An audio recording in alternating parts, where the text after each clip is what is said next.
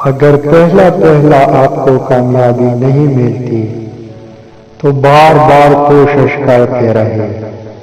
یہ مت سوچئے کہ آپ کی ناکامی ہو گئی ہے، یقین رکھیے کہ کامیابی 2 قدم آگے ہے۔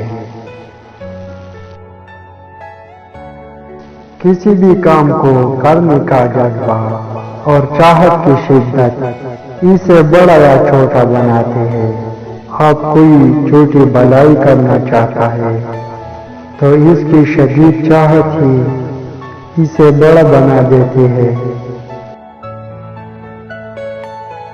منزلیں کبھی بھی کسی کی گھر جا کر حاضری نہیں دیتی، راستوں پر چلنے سے راستہ نکلتا ہے۔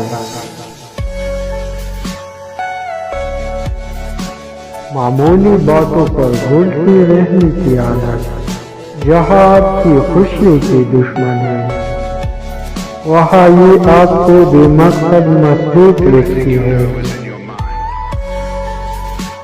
منزلیں چاہے کتنی ہی اونچی کیوں نہ ہو، راستہ ہمیشہ پیروں کے نیچے ہوتی ہے۔